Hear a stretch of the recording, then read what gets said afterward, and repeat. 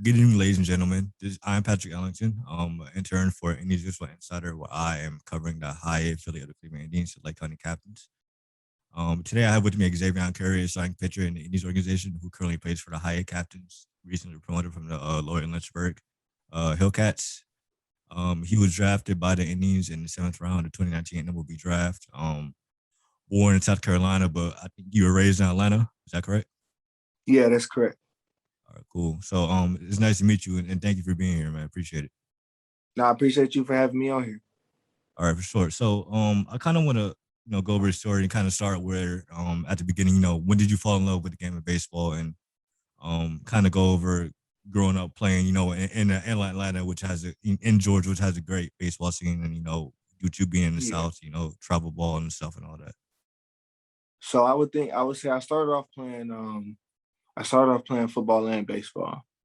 And I think always baseball is really where I met most of my my close friends, like most of my homies, most of my bros, like I met them playing baseball. So I kind of just, kind of felt a different connection with baseball than with football, even like when I was younger. So I say I really stopped playing baseball my sophomore year of high school. But I would Uh, say I always loved the game of baseball. Like just ever since I was younger, I think I was just born with a love for the game of baseball. mhm. Yeah, and I kind of it's interesting you bring that up because you got one of your close childhood friends in the farm system with you, Will Benson. Yeah, You guys know each other since you were seven.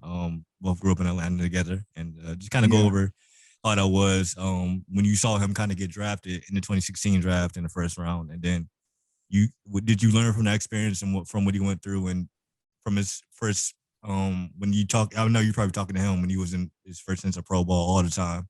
Yeah, When you were at Georgia Tech and everything, just go over that for me. yeah. So I mean, when Will got drafted out of high school, like I was, it was like, dang, like my bro, like that was my boy. He just went first round, so I was Yeah, proud, and it yeah, was just like, it was like what he deserved because of all the work I've seen him put in since we were younger. So I know his work ethic and just how much we both want to achieve the goals that we have for ourselves. So that was cool to see him get drafted. And yeah, I did talk to him about like how the minor league, how the minors was, like what was going on. But I guess it's really like nothing you can explain until you really experience it, mhm, because he like explained it to me, but he was like, it's kind of like hard to explain because it is a lot of different moving parts in minor league baseball. But but it's still it baseball. was, yeah, it was still baseball. Basically, that's what he was saying. Like, Mhm, you just have to really do it every day, and you have mhm. to kind of be focused every day. Yeah, So seeing him get drafted and then, just talking to him throughout that whole process, that was cool. yeah. So that kind of leads me to my next part. You and a lot of the other black players in the organization are very open about supporting each other and kind of having that camaraderie and relying on each other and lean on each other. And it's really cool to see because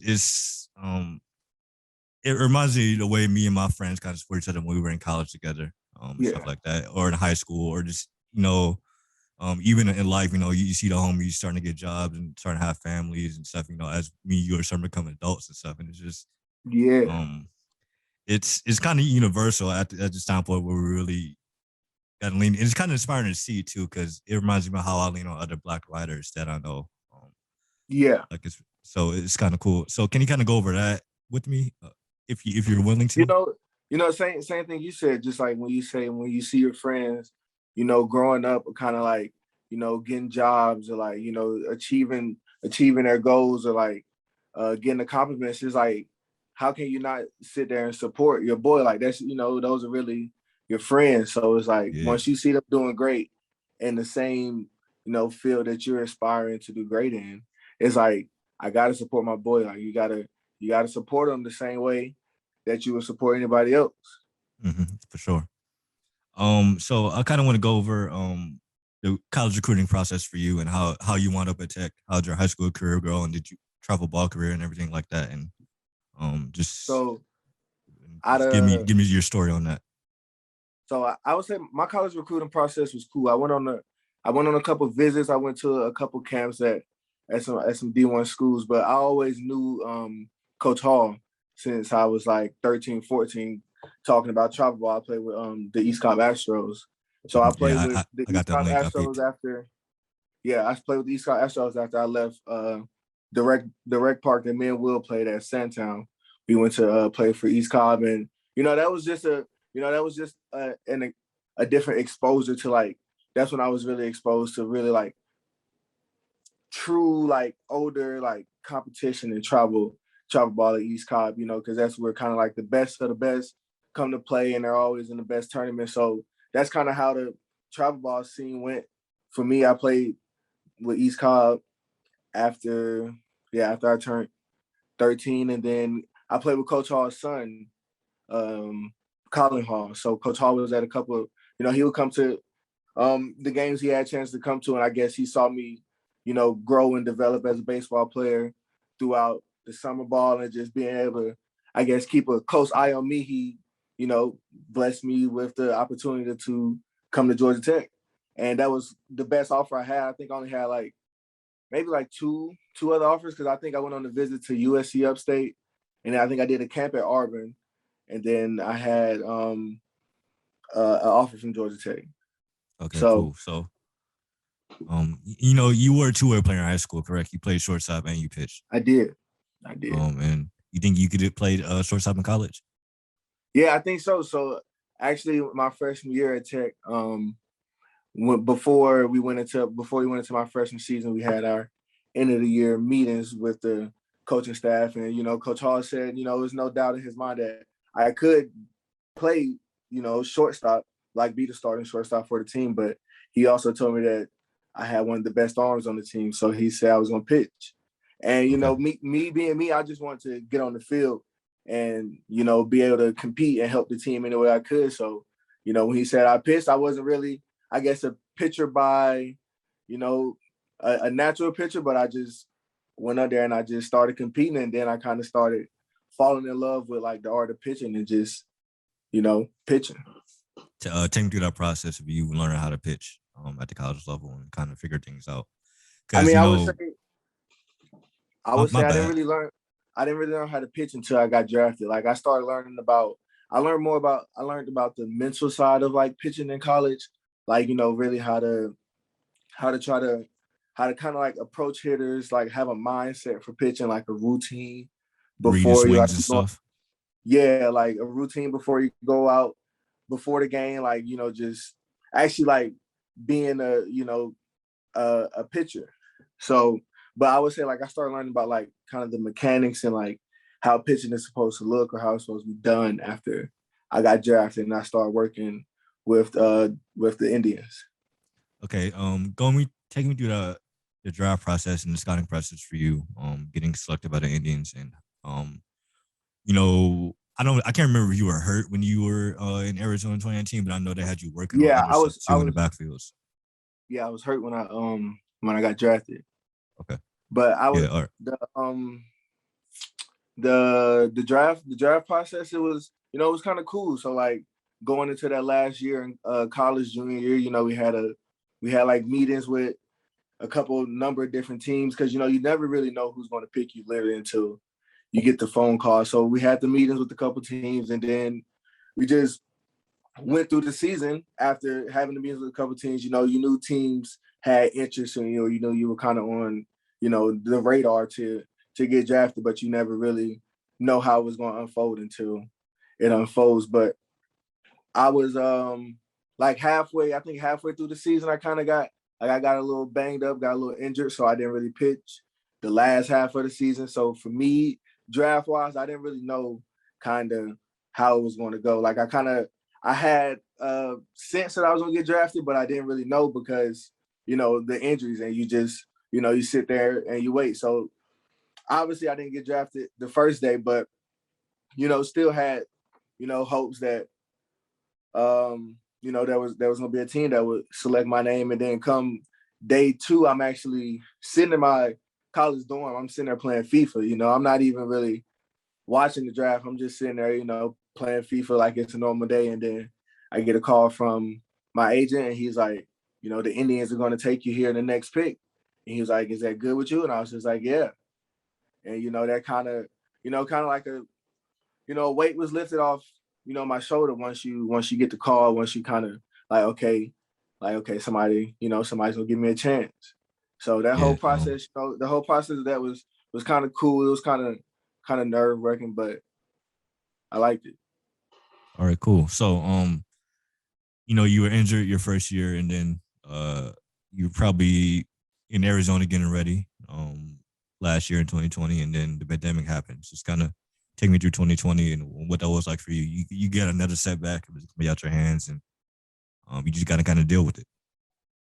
Yeah. So after I get drafted, attend. I think I was in first spring training. Then doing spring training was actually when all the COVID stuff broke out. So we ended up getting sent home, which was like, we didn't really, it was all kind of like 2020 was all really kind of crazy. But now that I look back on it, I took a lot of that time to, just prepare and to just, get ready. I kind of saw it as a sign from God. Is like, okay, you get some time to, really make sure you're truly healthy. You just get some extra time because we didn't know, during that time we didn't know how long, It we was would gonna not be be playing, but it ended up being longer than everybody really anticipated. So it was just a lot of downtime of doing nothing. But I think during that time, me and Will, I actually stayed with Will during that time in Atlanta. So we kind of like made we or made the a pickup positive games and out of it. stuff. Yeah, like we made a positive out of doing nothing. Like we kind of, would just do at home workouts and just find, ways to kind of like have fun, but like still kind of get better and just stay ready for it whenever we had our chance again. Cool, cool. So did you meet up in Atlanta with Will and a couple other pro players that lived in the area to kind of get workouts in and stuff like that at different places? Or did you go to Georgia Tech or yard or training facility where you used to be at? What's up? How'd that go? Yeah, I did. Honestly, I did both. I was working out with a couple other minor league baseball players who stay out in Atlanta around Georgia. We was working out at a Mhm. gym in Powder Springs doing kind of doing a lockdown. And Okay. then, once things kind of started moving back towards like, because at Georgia Tech, everything was kind of shut down. So I wasn't able to get into there until, kind of the protocols for all of that kind of loosened. But once I could get in there, I did start going to Georgia Tech, using, they let me use their facilities to get some off-season work in. And I was still working out with me and a couple of other guys in Georgia. We were having kind of like sandlot games, little pickup, little live games. So we kind of found a way to still get some work in, and then during that time, a lot of the baseball players in Georgia and Atlanta during that time, we kind of got closer because we had more time to hang out and just All right. you know mostly everybody would be in different places during that time if 20 if that kind of didn't go that way. So we kind of just took some positives out of it Definitely. It's a and lot of just y'all kind of too, went man. with it. It's a lot of Georgia's really becoming a hot spot for good baseball talent, and it's really But cool yeah, to yeah, see. Georgia got athletes. Georgia got Definitely, athletes. absolutely, yeah. I went to college in Atlanta, so I'm already knowing I got family from there too. What college? Morehouse, Morehouse. Okay. yeah, yeah, yeah. I feel like we know a couple people at Tech because I was we born the same year, class 2016, all that. So I feel like we know some people, but we Yeah. can talk about that later. Um, so let's go into 2021. Spring training. Your spring training happens. You go to Lynchburg and you work your way up, and now you're here in LA County and near Mhm. Cleveland. Just kind of go over 2021 this year for just to now. So once kind of, we got a sense of, when we were coming, when we were reporting for spring training, it's kind of like, okay, your mind starts getting ready. It's like, okay, like now, now kind of like all the work, like all the days on like when we didn't have to wake up during the quarantine, like waking up at 8, going to work out is like, okay, like now it's time to let all of that work. It's time to see if all that work's gonna pay off. So kind of once I got to spring training, I was just, really excited to be back around baseball and, hang out with the guys at the field around the complex. We got to, literally just sit there and play baseball and, kind of have fun again. And, we kind of, I feel like, we took that for granted. And when we weren't able to do that for so long, we kind of got back to like, okay, like it is kind of like a blessing to be able to be out here and to play this game. So that was kind of like my mindset going into spring training, just like wanted to have fun and get my work done and just, like really put myself in the best position to make it to the major leagues. Like kind of that's where I was. Like I gotta put in the work. I gotta do basically, everything that I gotta do to make it there because, only you can, achieve your dreams. So it was time to stop slacking. So, once we broke for camp and I was going to low A to Lynchburg, it was like, all right, like now it's just time to work. Like it's time to, you get to playing back in front of crowds. And that's kind of cool. Getting back Mm. into playing in front of fans after, sitting in a, an empty baseball field just throwing to your friends. So like really getting back into the swing of playing baseball again was a good feeling. Okay. Go over your first taste of professional baseball, being on the road, competing on the road, competing at home, getting accustomed to the organization and what they want you to do, and you trying to compete and improve, but trying to balance the two and also be a good teammate and other things like that. Yeah. So kind of so like the approach to like professional baseball, like the first time like actually like pitching in the professional game, like it was I would say like your adrenaline is is really going and it's like you get nervous but it's all good nerves. It's like okay, like we're really here, like You're this. anticipating it like you want it, but you're still like, Yeah, like you want it I know but what you mean. you don't know how I it know what feels you until mean. you really, yeah, until you really Yeah, in I that know what you moment. mean. And you understand that you got your family's watching. And so it's like they know it's your first professional game. It's your first professional game. Like everybody knows your first professional game, but it's kind of like I kind of saw it like as the same like when I first started my first game when I was in college, when I was a freshman. It's like you once you throw those first couple of pitches, it's like your body kind of like settles in. And then you always remember it's just a game. And it's just a Yeah, game that I always play. yeah. It's just baseball.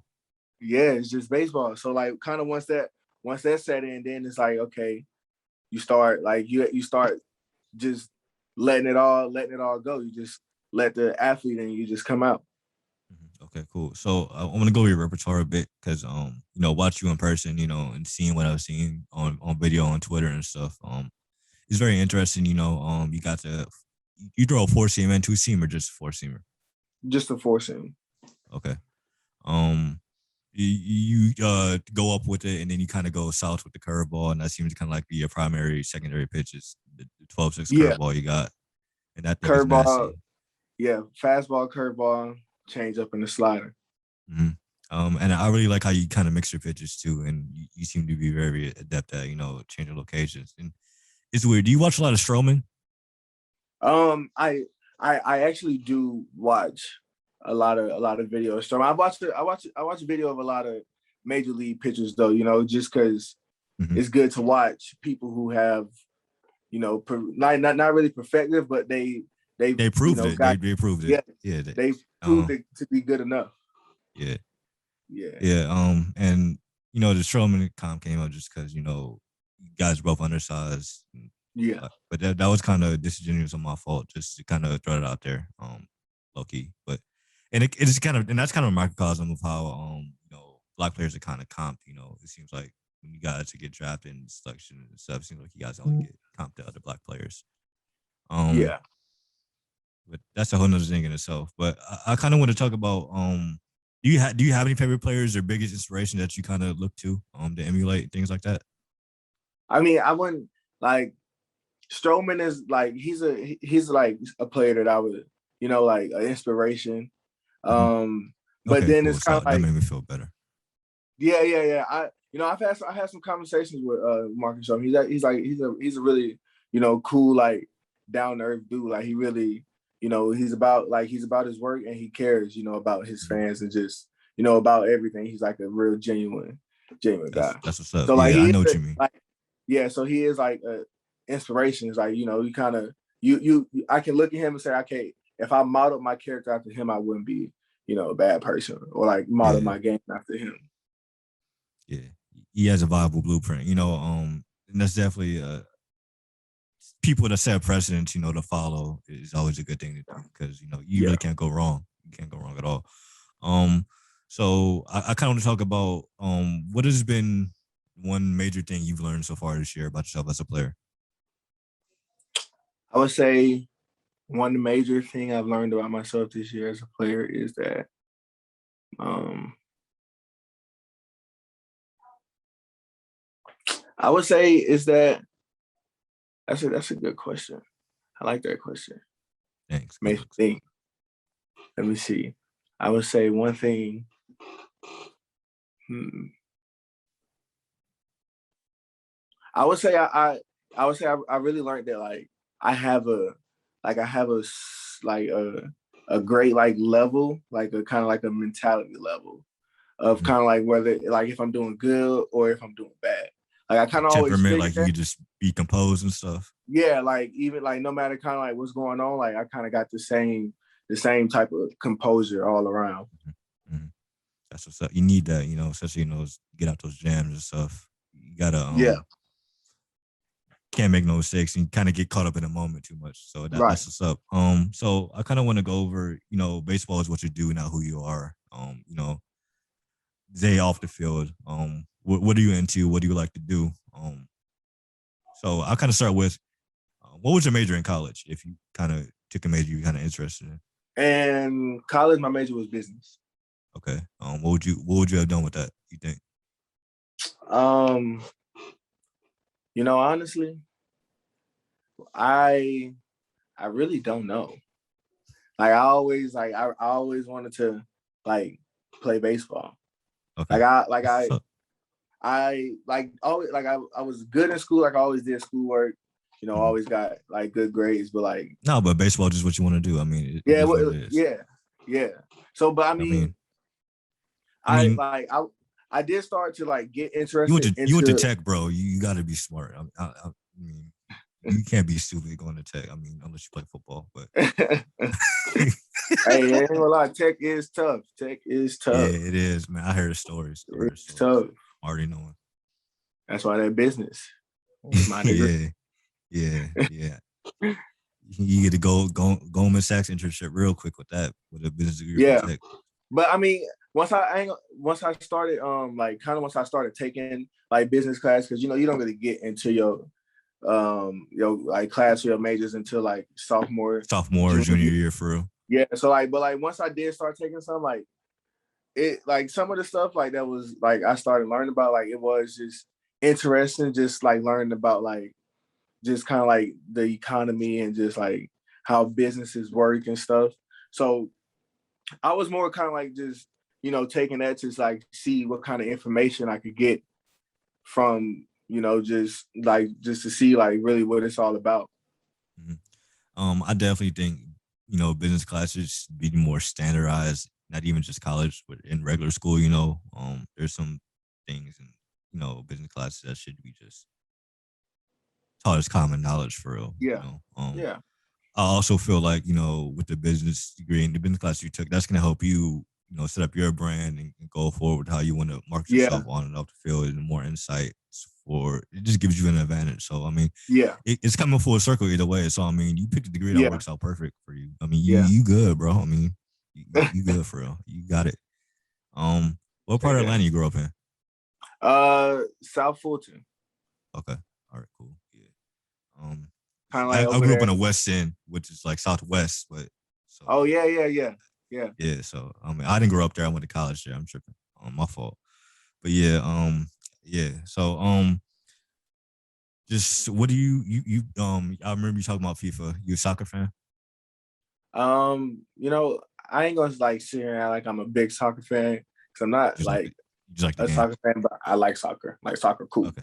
All right. Yeah, I know what you mean. I'm like that with Yeah, I know what you mean. I'm kind of like that with soccer too. I'm a little bit more into it because I play as a kid and stuff, but I know yeah, know what yeah, you mean. Just like yeah, just casual fan. Like if yeah, soccer's on, I'll watch it. yeah. Like I went like I went to Atlanta United Yeah, game. I think I only went they to one, but nice it was too. cool. Like Yeah, they nice. it was fire. Mhm. Yeah. Yeah. All right. Since you're from Atlanta, I gotta ask you this question. Favorite wing spot? Ooh. Favorite wing spot. Mm, it's a lot of them. Yeah, I mean, it's too many. American Deli. Okay. I All like right. BTJs. BT. Okay, you good. You good. You good. I'm out. I like BTJs. It's one called the Bando. I haven't been to the band. I've heard about it, but I haven't been to it. I like the Bando. J.I. Crickets I is don't know. nice. I've been saying that for so long though. I want some wings, like some wings from Yeah. Atlanta. Yeah, I need to go back. I'm trying to go back and look at my homies and stuff. That's still down there, from college. But I got to do that. I'm definitely going to J.I. Crickets as soon as I get down there. Oh yeah, JR Crickets. Good. Yeah, yeah. There's no I think JR J.I. Crickets. Crickets. Yeah. Um. So I had a question I wanted to ask you. That I was really thinking of questions to ask you. This organization has a great history with black players and specifically black pitchers. And going back to Satchel Paige, Luis Tiant, James Muckett Grant, rest in peace to him. And we saw that we kind of saw follow up with CC Sabathia, and then you got Tristan McKenzie now, and then you got Juan Hillman still in the minors and a level above you, and then it's you, just kind of um an organization that's so good at pitching and hasn't been afraid to draft black pitchers, because it has and doesn't really work with our prejudice there towards you guys. Mm-hmm. Just kind of go over that, just and how that's kind of if you ever thought about it. I don't know if you have or not, but or if you care to. I mean, I haven't really thought about it, but actually, like, kind of going through the minor league season and then kind of like seeing how many black pitchers are on other teams, like our opposing teams, you don't honestly really see any. So, Mhm. kind of like that you like not like that you say something about it, like it is like it is like kind of um a hats off to them that they believe that black pitchers can perform the same. They believe to invest in them and try to develop them the same way, Mhm. because even like one of the guys who we just played with against who do we just play? We just played Lansing, the Lugnuts. One of my friends, Kobe Vance, he was like, hey, you the only black pitcher I really be seeing out here. And it kind of just made me laugh, but I thought about it, I was like, it's true though. Mhm. So, kind of, seeing more in this organization, and then even with Tristan in the big leagues, it gives you a chance, it gives you hope. Yeah, and he's our age. And, we gonna watch closely when we see him. Like, I mean, I can't. I've always stopped what I'm doing to watch see him pitch because it's so Yeah, rare, and yeah, it's so cool to see people our age in the majors and stuff, and doing their yeah, it thing. I is. mean, even in the other pro leagues, it's just dope. Like it's just our Yeah, time, and yeah, for me to be able to cover you guys and celebrate you guys is just a great privilege. yeah. Because To be able to talk to somebody your age, definitely, yeah, that understand. and Yeah, yeah, the understanding it's just a lot more fluid and it's just less stress. And yeah, I take this. I want to do good at this. I know you want to do good at this and everything. So, and I that kind of bring the full circle for me. I really appreciate you letting me tell your story today. yeah. It's an honor and a privilege. This is my first feature story. It's gonna be. I'm gonna post a video on YouTube and everything. Okay, So, I'm gonna definitely at you on Twitter and all that for sure. But I really appreciate you doing this and being on here to let me tell your story, Xzavion, and to let me kind of give give the fan base the first look of you as a player and as a person. yeah, yeah. No, I appreciate you, having interest in my career and kind of my story and just wanting to hear, how I kind of got to where I am today. Sure. It kind of, makes you feel like, all the things that you have done before, they kind of, people notice